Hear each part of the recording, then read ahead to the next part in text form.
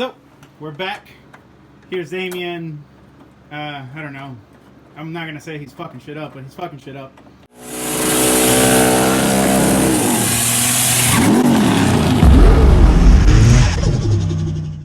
He got a manual boost controller installed right here.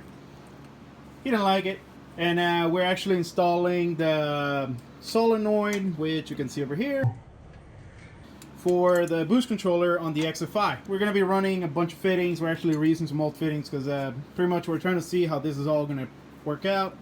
Some time ago, we actually cut the harnesses. We kept them just, I don't know why he kept them, but we kept them.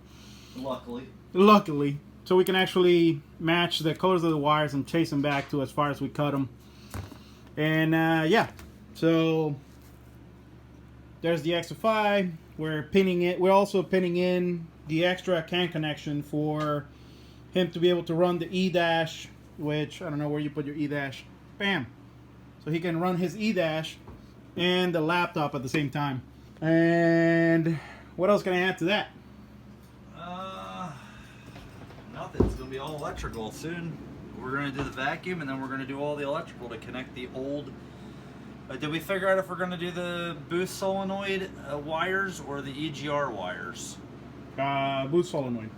So the EGR wires in your car are being used for the fuel and oil pressure. Yep. So we can either depin those from the XFI or run new wires and run the solenoid off of that. Either way, we're not using the boost solenoid wires though. Those are dead. No, the boost solenoid wires are live. I'm saying we're not using them for anything. Anyways, while Damian does that, I don't know if you guys remember from an old video, we did the Hydro Boost on his car, and we finally changed the master cylinder over here, got the right one. Since I left before he finished, we didn't get to see him installing the filter over here and his cooler over there. Actually, we might have recorded that. I don't remember. But anyways, he's got the cooler over here with a filter, and all of this is set up. Now, we ran into an issue where the nipples on both of the calipers, that one's missing. It's sheared off clean on the caliper. And then this one over here seized to the point that it's just stripping the nut. And he laughs. What do you want me to do? Anyways, that's Damian's luck. It is my luck. Yeah. So back to this thing over here that he's damaging already. Well, now I'm thinking, I like this going, you know that straight that you just had? Yeah. I could have this go like this, straight right into there, not have this on a 90, and then bring this one around. You might have to give a little more. Bring it up here higher. Right. And then bend it around. Yeah, that makes sense. And the straight is, here's the metal straight.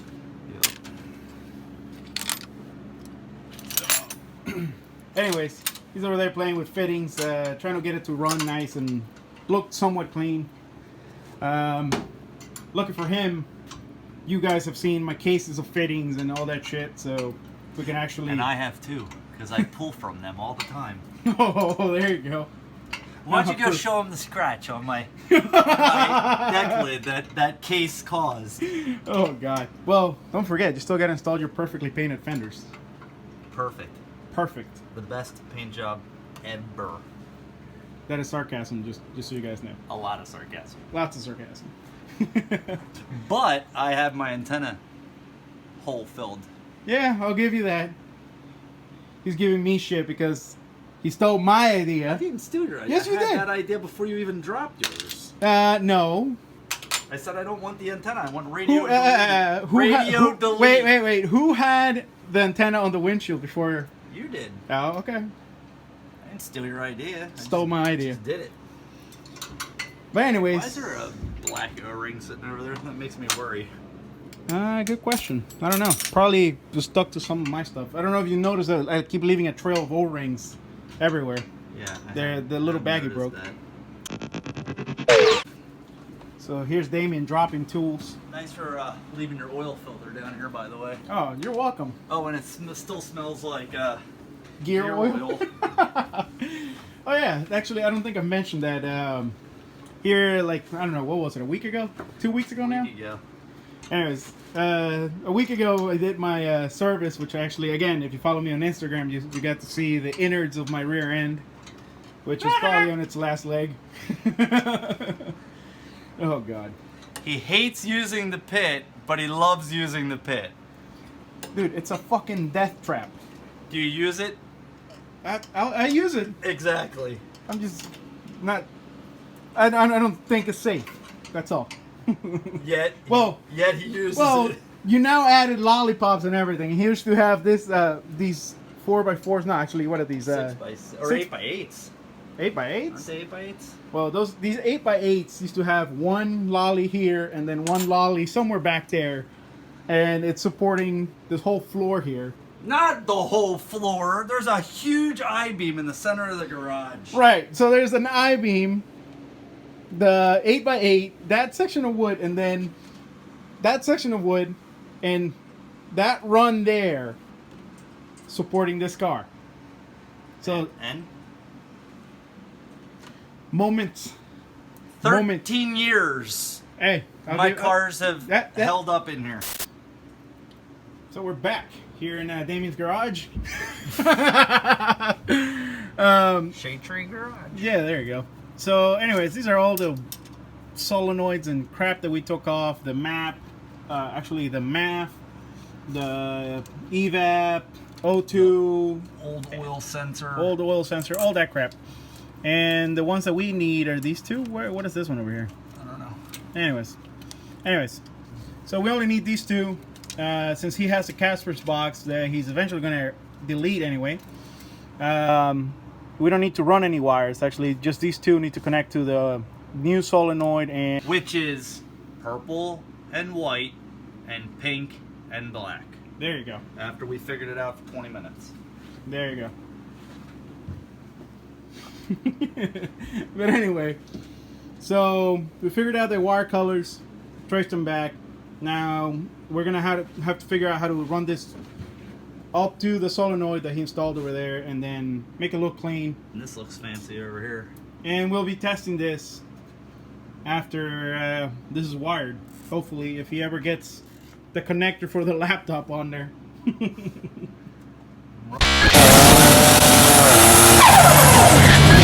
So, excuse me. So in case that you decide that you want to run your E-dash and your laptop connector, that way you can have this connected to the XFI while running the dash, which I find it helpful because you can actually be looking at some of the values here while you're modifying tables over here. You're going to be looking to install another, you're going to be looking to use the secondary connectors. These come included on the kit, and then you can pretty much do this. Now the reason here why I spliced this is because he did not have his. We're not sure if we left it in the box or it was left at the shop, but he didn't have his, so I just had some free pigtails that I spliced into this. I would have soldered this, but Damian over there was being lazy. Anyway, so now this is going to be pin 30 and 31.